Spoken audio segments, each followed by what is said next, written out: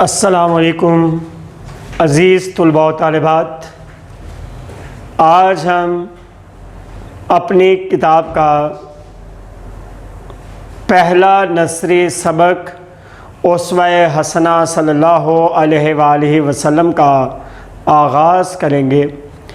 اس سے پہلے کہ ہم اس کا آغاز کریں، کچھ باتیں میں آپ کے گوش گزار کرنا چاہتا ہوں۔ سب سے پہلی بات یہ کہ جب بھی ہم کوئی نثری سبق پڑھیں گے تو اس نثری سبق کی 5 چیزیں ایسی ہیں جو آپ سب نے لازمی طور پر اچھے طریقے سے یاد کرنی ہے، کیونکہ وہ ہمارے حصہ معروضی میں لازمی اس میں سے ایک MCQ آتا ہے۔ اس میں سب سے پہلے سبق کا عنوان 1 نمبر، پھر اس کے بعد مصنف کا نام، پھر مصنف کی date of death, date of birth یعنی تاریخ پیدائش اور تاریخ وفات، یہ آپ نے یاد کرنی ہے۔ پھر وہ صنف ادب کے لحاظ سے سبق کیا ہے وہ آپ نے یاد کرنا ہے، اور آخری جو چیز ہے وہ ہے اس کا ماخذ، کہ وہ سبق کس کتاب سے لیا گیا ہے۔ یہ 5 چیزیں آپ نے لازمی طور پر یاد رکھنی ہے: سبق عنوان، مصنف کا نام، مصنف کی تاریخ پیدائش اور تاریخ وفات، ماخذ اور صنف ادب۔ اور اس کے بعد جب ہم بیٹا سبق پڑھیں گے تو سبق کے دوران میں آپ کو کچھ الفاظ ہائی لائٹ کرواؤں گا، آپ نے ان الفاظ کو مد نظر رکھنا ہے، کیونکہ وہ آپ کے MCQs کے سوال بن سکتے ہیں۔ اور دوسری بات کہ وہی اہم نکات آپ کے اس پیراگراف کی تشریح کے لیے استعمال ہوتے ہیں، اور آپ نے انہی کو مد نظر رکھتے ہوئے اپنے عبارت کی تشریح کرنی ہے۔ ایک بات ہوگی۔ دوسری بات کہ آپ نے جتنے بھی ہم نثری سبق پڑھیں گے ان کا خلاصہ کرنا ہوتا ہے، 10 نمبر کا ہوتا ہے یہ بیٹا۔ 1 نمبر مصنف کے نام کا ہوتا ہے اور 9 نمبر خلاصے کے ہوتے ہیں۔ اس طرح یہ ہمارا جو سوال ہے یہ 10 نمبر پر مشتمل ہوتا ہے۔ اور تیسرا سوال اس میں سے یہ بنتا ہے کہ آپ نے سیاق و سباق کے حوالہ سے عبارت کی تشریح کرنا ہوتی ہے۔ یہ سوال ہمارا 15 نمبر پر مشتمل ہوتا ہے۔ اس میں 1 نمبر سبق کا عنوان، 1 نمبر مصنف کا نام، 3 نمبر سیاق و سباق کے، جبکہ 10 نمبر اس کی تشریح کے ہوتے ہیں۔ سیاق و سباق 8 سے 12 لائنوں کا ہوتا ہے، اور تشریح جو ہے وہ 2 سے 3 صفحات پر مشتمل ہوتی ہے۔ اور تشریح کو ہم نے دلائل کی روشنی میں بیان کرنا ہوتا ہے، یعنی اس پیراگراف کی وضاحت کرنا ہوتی ہے، جبکہ سیاق و سباق میں ہم نے وہ دیے گئے عبارت سے ما قبل اور ما بعد کو اختصار کے ساتھ 8 سے 12 لائنوں کے اندر لکھنا ہوتا ہے۔ لہٰذا جب آپ ایک نثری سبق پڑھیں گے تو اس کو 3 حوالوں سے یاد کریں گے: کثیر الانتخابی MCQs کی صورت میں، دوسرا خلاصے کے لیے، اور تیسرا سیاق و سباق کو مد نظر رکھتے ہوئے تشریح کے لیے۔ تو آپ بیٹا تینوں انداز میں اس سبق کو اچھے طریقے سے پڑھیں گے، کیونکہ ایک چیپٹر میں یہ نثری اسباق میں آپ کے تقریباً 35 کے قریب مارکس جو ہیں وہ شامل ہیں۔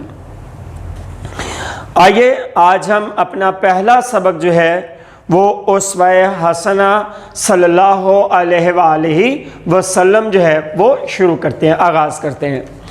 جی، ہمارا سب سے پہلا سبق کا عنوان ہے اسوہ حسنہ صلی اللہ علیہ وآلہ وسلم۔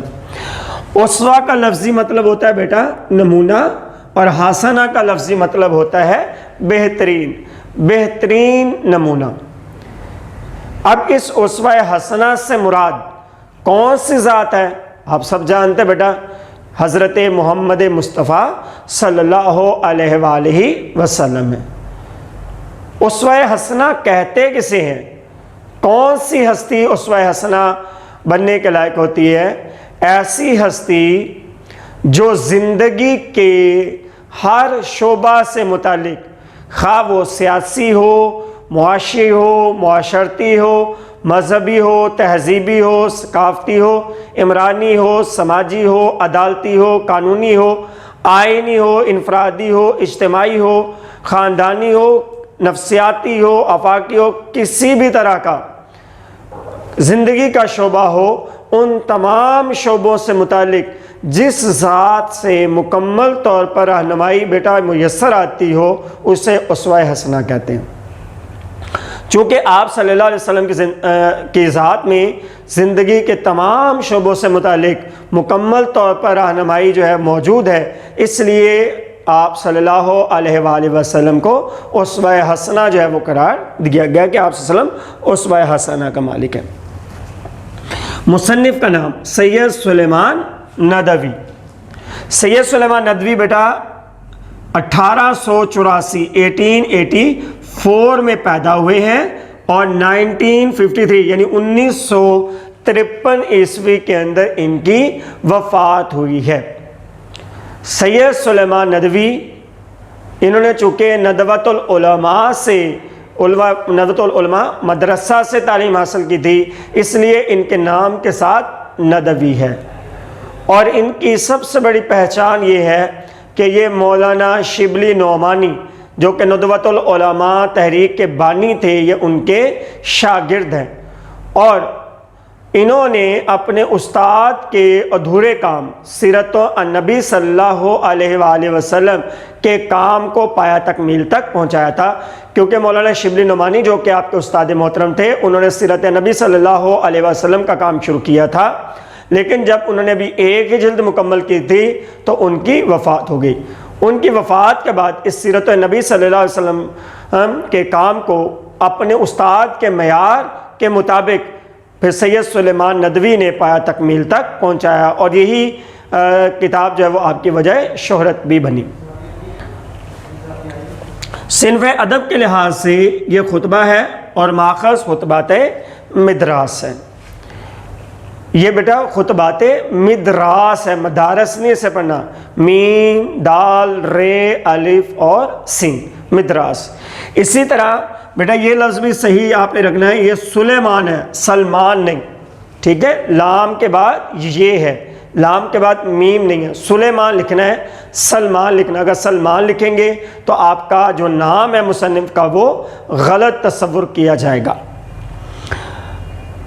عزیز طلباء و طالبات، اس سے پہلے کہ میں اپنے سبق کی طرف جاؤں، اس کا پس منظر ذہن میں رکھنا بہت ضروری ہے، جو کہ آپ تشریح میں لکھیں گے کہ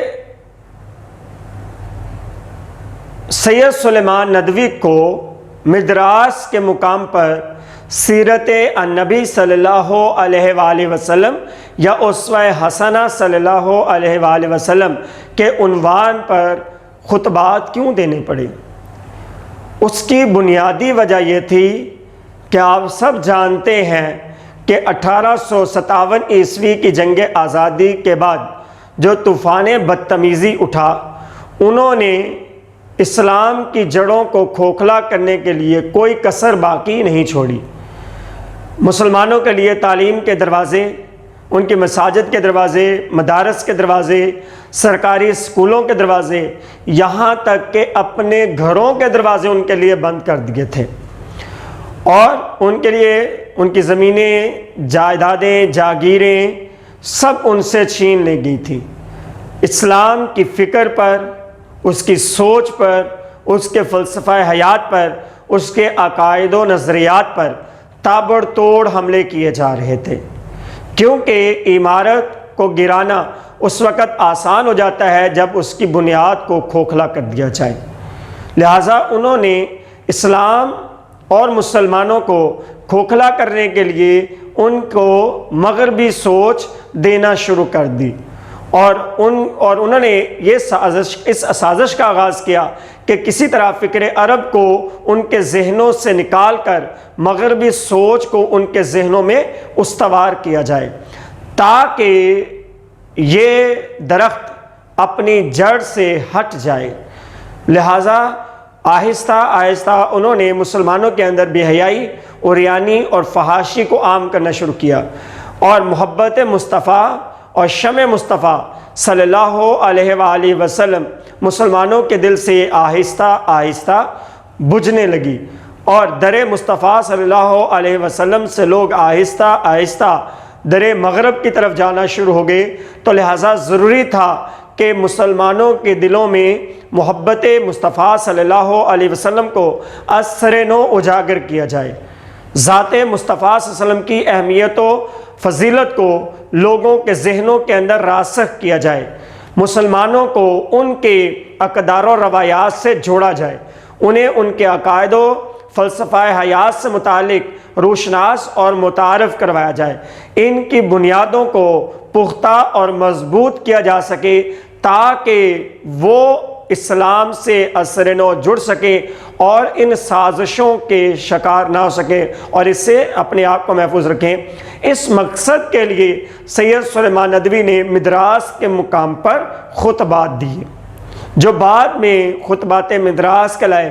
انہی میں سے ایک خطبہ ہمارے اس سلیبس کا اور نصاب کا حصہ ہے، جس کا عنوان ہے اسوہ حسنہ صلی اللہ علیہ وآلہ وسلم۔ تو آئیے اب ہم اس سبق کا بیٹا آغاز کرتے ہیں۔ آپ سب اپنے سامنے کتابیں جو ہیں وہ کھول کے رکھیں، میں ساتھ ساتھ آپ کو الفاظ میننگ بھی بتاتا جاؤں گا اور ساتھ ساتھ اس کی تشریح بھی کرتا چلا جاؤں گا۔ خدا کی محبت کا اہل، اہل کا مطلب ہوتا ہے بیٹا مستحق، حقدار، اور اس کے پیار کا مستحق بننے کے لیے ہر مذہب نے ایک ہی تدبیر بتائی ہے۔ تدبیر، تدبیر کا معنی ہوتا ہے بیٹا طریقہ، یعنی ایک ہی طریقہ بتلایا ہے، اور وہ یہ کہ مذہب کے شارع کو بیٹا انڈرلائن کر لیجئے گا، اور طریقے کے بانی، شارع کا معنی ہوتا ہے بیٹا شریعت لانے والا، یعنی نبی اور پیغمبر۔ طریقے کے بانی جو ہے، بانی کہتے ہیں بیٹا راہبر کو، بنیاد رکھنے والے کو، نے جو عمدہ نصیحتیں کی ہیں، عمدہ نصیحتیں اچھی باتیں کی ہیں، بانی نے جو عمدہ نصیحتیں کی ہیں ان پر عمل کیا جائے۔ لیکن اسلام نے اس سے بہتر تدبیر اختیار کی ہے، بہتر تدبیر، اچھا طریقہ اختیار کیا ہے۔ اس نے اپنے پیغمبر صلی اللہ علیہ وسلم سے مراد ہے پیغام لانے والا، یہ فارسی میں بیٹا نبی کو کہتے ہیں۔ عملی مجسمہ کا عملی مجسمہ سب کے سامنے رکھ دیے، عملی مجسمہ، عملی نمونہ، اور عملی مجسمے کی پیروی اور اتباع کو خدا کی محبت کا اہل اور اس کے پیار کا مستحق بننے کا ذریعہ بتایا ہے۔ اتباع کا معنی ہوتا ہے بیٹا پیروی اور اطاعت۔ عزیز طلباء و طالبات، سید سلیمان ندوی اس تشریح طلب عبارت میں اس بات کا اعادہ کرتے ہیں کہ اسلام سے پہلے بھی بیٹا بہت سارے مذاہب آئے، جیسے مذہب عیسائیت، جیسے مذہب یہودیت، جیسے باقی 1,24,000 کے قریب بیٹا انبیاء آئے، اور ان میں سے بیٹا 4 آپ جانتے ہیں رسول ہیں، جو حضرت داؤد علیہ السلام، حضرت موسیٰ علیہ السلام، حضرت عیسیٰ علیہ السلام اسلام سے قبل، اور باقی انبیاء بھی اللہ کے احکام اس دنیا کے اندر ان کے ذریعے سے پہنچایا گیا۔ اب ان انبیاء اور ان پیغمبر خدا کی پیروی کرنے والے بھی اس دنیا کے اندر موجود تھے، تو اللہ تعالی اور ہر ایک نبی کے پیروکار کی یہ خواہش تھی، یہ تمنا تھی کہ وہ اللہ کی محبت کو حاصل کرے، وہ اللہ کی رضا کو حاصل کرے، وہ اللہ کی قربت حاصل کرنے میں کامیاب ہو جائیں، وہ اللہ کی رضا حاصل ہو جائے انہیں، اور اللہ ان سے خوش ہو جائے تاکہ اللہ ان سے محبت کرے۔ تو اللہ تعالیٰ نے اسلام سے پہلے جتنے بھی مذہب آئے، چاہے وہ مذہب عیسائیت تھا، چاہے وہ مذہب یہودیت تھا، یا دیگر انبیاء کے پیروکار، ان سے پوچھا کہ اگر تم اللہ سے محبت کرنا چاہتے ہو تو انہوں نے بھی یہ کہا کہ ہم اللہ تعالیٰ سے محبت کرنا چاہتے ہیں۔ تو اللہ تعالیٰ نے کہا ٹھیک ہے، تمہیں میری محبت میسر آ جائے گی، لیکن اس کے لیے تمہیں ایک کام کرنا پڑے گا۔ تو انہوں نے جواب دیا، سوال کیا، یا اللہ وہ کیا کام ہے جو ہم کریں تو ہمیں تیری محبت حاصل ہو جائے؟ تو اللہ تعالیٰ نے اسلام سے پہلے جتنے بھی انبیاء کے پیروکار تھے ان کے لیے اپنی محبت کی جو شرط یہ رکھی کہ وہ شارع اور بانی کی عمدہ نصیحتوں پر عمل کریں، کہ اگر تم واقعی ہی میری محبت حاصل کرنا چاہتے ہو تو اس کے لیے ایک شرط ہے، وہ یہ کہ تمہارے پاس جو بھی میرا نبی آیا ہے، جو بھی میرا پیغمبر آیا ہے، جو بھی میرا رسول آیا ہے، اور جو وہ میرے احکامات لے کر آیا ہے، تم ان احکامات اور ان کی عمدہ نصیحتوں پر اگر عمل کر لو گے تو تمہیں میری محبت میسر آ جائے گی، اور اگر تم ان کی عمدہ نصیحتوں پر عمل نہیں کرو گے تو تمہیں میری محبت میسر نہیں آ سکتی۔ اب اس کے بعد جب باری آئی اسلام کی تو اسلام کے پیروکار کے لیے شرط محبت الہیہ تبدیل ہو گئی۔ اب محبت الہی کی شرط صرف شارع اور بانی کی عمدہ نصیحتوں پر عمل کرنا نہیں ٹھہرا، بلکہ اب اس شرط کو تبدیل کر دیا گیا، بلکہ اب شرط کیا تھی؟ اب ہے اتباع و محبت رسول صلی اللہ علیہ وآلہ وسلم، کہ اب اسلام کے پیروکار اگر مجھ سے میری محبت، میری رضا، میری جو ہے وہ چاہت حاصل کرنا چاہتے ہیں تو پھر اس کے لیے شرط ایک ہے، اور وہ یہ ہے کہ میرے نبی پاک صلی اللہ علیہ وآلہ وسلم سے، میرے محمد مصطفیٰ صلی اللہ علیہ وآلہ وسلم سے، یا ایھا المزمل کی شان رکھنے والے عظیم ہستی سے جڑ جاؤ۔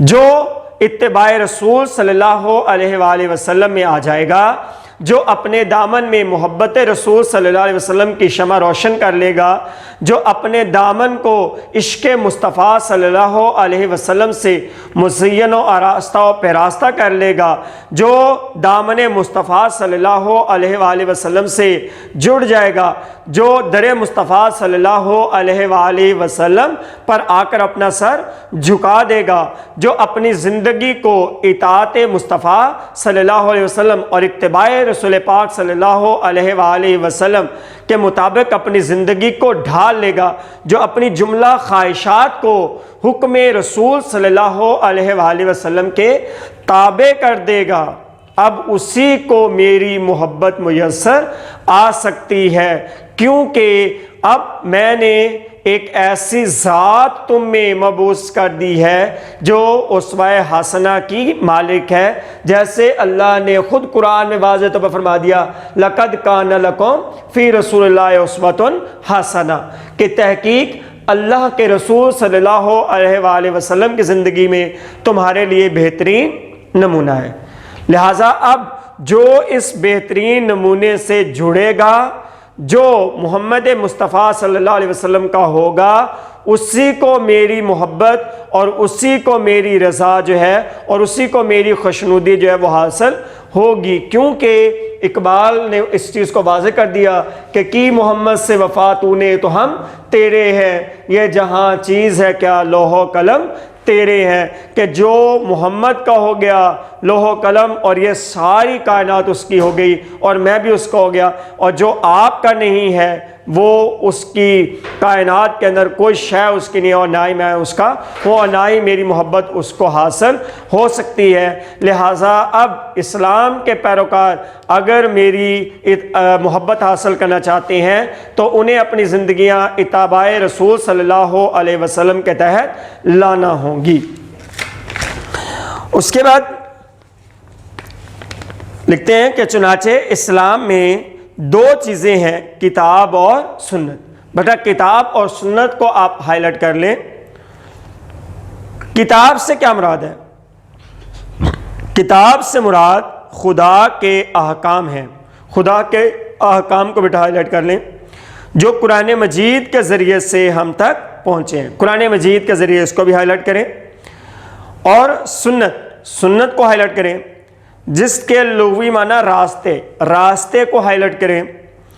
وہ راستہ کہ جس پر پیغمبر اسلام صلی اللہ علیہ وسلم خدا کے احکام پر عمل کرتے ہوئے گزرے، یعنی آپ صلی اللہ علیہ وسلم کا عملی نمونہ جس کی تصویر کی جمع بیٹا، احادیث حدیث کی جمع، اور حدیث سے مراد آپ صلی اللہ علیہ وسلم کا قول اور آپ صلی اللہ علیہ وسلم کا عمل مبارک ہے، بصورت الفاظ کی شکل میں درج ہیں لکھی ہیں۔ غرض یہ کہ ایک مسلمان کی کامیابی اور تکمیل روحانی تکمیل کے لیے جو چیز ہے وہ سنت نبوی صلی اللہ علیہ وآلہ وسلم ہے۔ جی بیٹا، اب اسلام میں اللہ تعالیٰ نے ہمیں ہدایت اور رہنمائی کے لیے دو چیزیں جو ہیں وہ بھیج دی ہیں، ایک ہے کتاب اور دوسرا ہے سنت۔ کتاب سے مراد ہے خدا کے احکام۔ کون سے احکام؟ جو بیٹا اللہ نے بذریعہ قرآن ہم تک پہنچائے ہیں، تو اس کو ہم کتاب کہتے ہیں۔ سنت کا لغوی معنی کیا ہے؟ راستہ، اور سنت کا لفظی کا مطلب کیا ہوتا ہے؟ سنت کے اصطلاحی طریقے کہ نبی کریم صلی اللہ علیہ وسلم کی سوانحیات، یعنی وہ راستہ جس راستے پہ چل کے نبی کریم صلی اللہ علیہ وآلہ وسلم نے اپنی زندگی گزاری، وہ ہمارے لیے سنت کہلائی۔ لہٰذا اللہ تعالیٰ نے اب ہماری ہدایت کے لیے بیٹا کتاب اور سنت، اب ہمارے زندگی کے جملہ مسائل کا حل ان دونوں چیزوں کے اندر رکھ دیا ہے۔ لہٰذا اب زندگی میں کوئی بھی مسئلہ آتا ہے تو یہاں سے براہ راست ہم رہنمائی لے سکتے ہیں، کیونکہ آپ صلی اللہ علیہ وسلم نے خطبہ حجت الوداع میں واضح طور پر فرما دیا تھا کہ میں تم میں دو چیزیں چھوڑ کر جا رہا ہوں، اگر تم مضبوطی سے تھام لو تو تم گمراہ نہیں ہوں گے، وہ قرآن اور میری سنت ہے۔ لہٰذا آپ صلی اللہ علیہ وسلم نے واضح طور پر فرما دیا کہ اگر تم اپنے جسمانی تقاضے یا روحانی تکمیل ان دونوں کے تقاضوں کو پورا کرنا چاہتے ہو تو اب تم ان دو چیزوں سے جڑ جاؤ، کتاب سے اور سنت سے، تو مکمل طور پر رہنمائی یہاں سے آپ کو میسر آ جائے گی، اور جو ان دونوں چیزوں کے سائے کے نیچے اپنی زندگی کو لے آتا ہے اسے اللہ کی محبت میسر آ جائے گی۔ اگلا پیراگراف ہے، وہ تمام اشخاص جو کسی مذہب کے حلقہ اطاعت میں داخل ہوں، اشخاص بیٹا یہ شخص کی جمع ہے، مراد افراد۔ مذہب کے حلقہ اطاعت کا معنی ہوتا ہے بیٹا پیروکار، اطاعت گزار، ماننے والے، داخل ہوں، شامل ہوں۔ ناممکن ہے، نہیں ہو سکتا کہ وہ کسی ایک ہی صنف انسانی سے تعلق رکھتے ہوں۔ صنف کا مطلب ہوتا ہے بیٹا قسم، طرح۔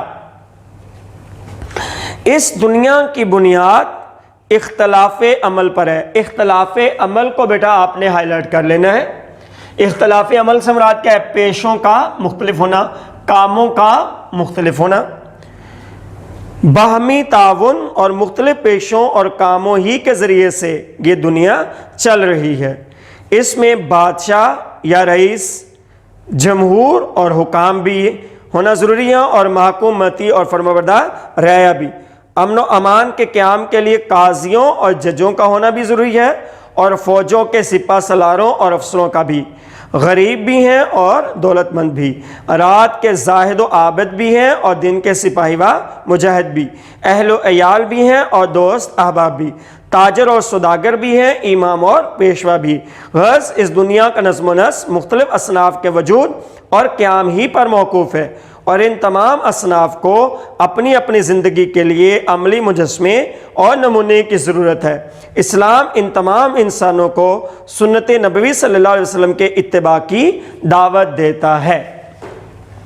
جی بیٹا، اب اس پیراگراف کے اندر جو مشکل الفاظ ہیں پہلے اس کے ہم میننگز دیکھ لیتے ہیں۔ سب سے پہلے ہے جمہور، اوپر سے اختلاف عمل کے بعد نچلی لائن میں آئیں گے تو وہاں پہ جمہور لکھا ہوگا، تو جمہور کا مطلب ہوتا ہے عوام۔ حکام کا مطلب ہوتا ہے حکمران، حکم دینے والے۔ محکوم کہتے ہیں جس پر حکم دیا جائے، مطلب غلام، رعایا، قاضی، قاضیوں اور ججوں، قاضی کی جمع ہے قاضیوں، اور قاضی کا لفظی مطلب ہوتا ہے بیٹا فیصلہ کرنے والا۔ زاہد، زاہد کہتے ہیں متقی اور پرہیزگار۔ عابد، عابد کہتے ہیں عبادت گزار۔ اہل و عیال، اہل و عیال کا معنی ہوتا ہے بیوی بچے۔ سوداگر، سوداگر کہتے ہیں تاجر، تجارت کا کام کرنے والا۔ امام و پیشوا، راہبر، رہنما، قائد، لیڈر۔ نظم و نسق، نظم و نسق کا مطلب ہوتا ہے انتظام، انصرام۔ موقوف، موقوف کا لفظی مطلب ہوتا ہے انحصار، دار و مدار۔ نصیحت پذیر، نصیحت پذیر، نصیحت حاصل کرنا۔ اب آتے ہیں بیٹا اس کی تشریح کی طرف۔ ہم نے یہ پڑھا کہ سید سلیمان ندوی اس عبارت میں اس بات کی وضاحت کرتے ہیں کہ دنیا میں جتنے بھی مذاہب ہیں اور ان مذاہب کے جتنے بھی پیروکار ہیں، ناممکن ہے، نہیں ہو سکتا کہ ایک ہی مذہب کے ماننے والے تمام کے تمام لوگ ایک ہی شعبہ زندگی سے تعلق رکھنے والے ہوں۔ یعنی ایسا نہیں ہے کہ کسی ایک مذہب کے سارے ماننے والے سارے ہی ڈاکٹر ہیں، یا ایک مذہب کے ماننے والے سارے کے سارے انجینئر ہی ہیں، یا ایک مذہب کے پیروکار سارے کے سارے وکلاء ہیں، ان کا کسی اور شعبے سے تعلق ہی نہیں ہے، یا کسی بھی مذہب کے اتباع کرنے والے ہیں اور وہ سارے کے سارے جو ہیں وہ معلمین ہیں۔ ایسا نہیں ہے، بلکہ جتنے بھی مذاہب کے پیروکار ہیں وہ سب کے سب اگر آپ بغور جائزہ لیں تو ہر نبی کے پیروکار اور ہر مذہب کے پیروکار زندگی کے مختلف شعبہ جات سے تعلق رکھنے والے ہوتے ہیں۔ ان میں کوئی بادشاہ اور رئیس ہوتا ہے، ان میں کوئی رعایا محکوم ہوتا ہے، ان میں کوئی قاضی اور جج ہوتا ہے، ان میں کوئی افسر اور سپہ سالار ہوتا ہے، ان میں کوئی غریب اور امیر ہوتا ہے، ان میں کوئی زاہد اور عابد ہوتا ہے، ان میں کوئی اہل و عیال ہوتا ہے، ان میں دوست احباب بھی ہوتے ہیں، ان میں تاجر اور سوداگر بھی ہوتے ہیں، ان میں بال کاٹنے والے بھی ہوتے ہیں، ان میں امام اور پیشوا بھی ہوتے ہیں، ان میں ڈاکٹرز اور انجینئرز بھی ہوتے ہیں، ان میں کسان بھی ہوتے ہیں، صنعت کار بھی ہوتے ہیں، کپڑا بنانے والے بھی ہوتے ہیں، جوتا بنانے والے بھی ہوتے ہیں، کان کن ہوتے ہیں، صنعت کار ہوتے ہیں۔ ہر قسم کے لوگ بیٹا اس مذہب کے پیروکاروں کے اندر موجود ہوتے ہیں۔ کیوں ایسا کیوں ہے؟ اس کی بنیادی وجہ وہ کہتے ہیں کیونکہ اس دنیا کی بنیاد بیٹا کس چیز پر ہے؟ اختلاف عمل پر ہے، یعنی مختلف شعبوں کے ہونے پر ہے، کیونکہ اسی سے زندگی قائم اور دائم ہے۔ ایک انسان کے لیے یہ ممکن نہیں ہے کہ وہ اپنے جملہ کام سر انجام دے، کہ وہ ہر کام خود سر انجام دے۔ مثلا اگر ہم ایک چھوٹے سے ادارے کی مثال لے لیتے ہیں کہ ایک ادارہ جو ہے وہ کوئی ایک انسان نہیں چلا سکتا، کہ وہ چیئرمین بھی خود ہو، وہ پرنسپل بھی خود ہو، وہ ایڈمنسٹریٹر بھی خود ہو، وہ ایڈمیشن آفیسر بھی خود ہو، وہ ٹیچر بھی خود ہو، وہ اسٹوڈنٹ بھی خود ہو، وہ خاکروب بھی خود ہو، وہ ٹیکنیشین بھی خود ہو، یعنی ایسا ممکن ہی نہیں ہے۔ ایک ادارے کو چلانے کے لیے جو ہے وہ ہر طرح کے انسان کی ضرورت پڑتی ہے، خاکروب کی، گارڈ کی، ٹیکنیشین کی، الیکٹریشین کی، ایسے کام کرنے والوں کی، اساتذہ کی، طلباء کی، ہر طرح کی انتظامیہ کی جو ہے وہ ہوتی ہے۔ سارے لوگ ملتے ہیں تو پھر جا کر ایک ادارہ چلتا ہے۔ تو ایک ادارے کو چلانے کے لیے اتنے لوگوں کی اور اتنے شعبوں کی ضرورت ہوتی ہے، تو زندگی کے ان تمام شعبہ جات کو چلانے کے لیے یہ کیسے ممکن ہے کہ سب شعبے ایک انسان کے ذریعے چلائے جا سکیں؟ اس لیے ہر شعبے میں ہر ایک اطاعت گزاروں لوگوں کے اندر ہر قسم کے لوگوں کی ضرورت ہوتی ہے اور ہر قسم کے لوگ وہاں پر موجود ہوتے ہیں۔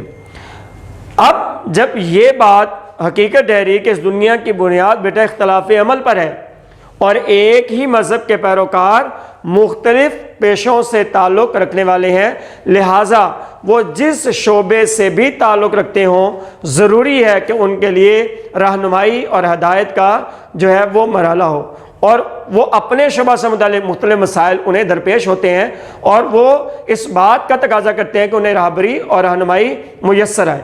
تو لہٰذا وہ چاہے زاہد و عابد ہے، وہ چاہے قاضی و جج ہے، چاہے وہ افسر ہے، چاہے وہ امیر ہے، چاہے وہ غریب ہے، چاہے وہ ایک کارکن ہے، چاہے وہ کسان ہے، چاہے وہ صنعت کار ہے، چاہے وہ ڈاکٹر ہے، چاہے وہ انجینئر ہے، اب سب کے سب لوگ اگرچہ مختلف شعبۂ زندگی سے تعلق رکھنے والے ہیں، لیکن ان تمام لوگوں کو ہدایت اور رہنمائی کے لیے کسی نہ کسی ذات کی ضرورت ہوتی ہے۔ تو اللہ تعالیٰ نے ان تمام کے لیے ایک ذات اس دنیا کے اندر مبعوث کر دی ہے، اور وہ ذات مصطفیٰ صلی اللہ علیہ وآلہ وسلم ہے۔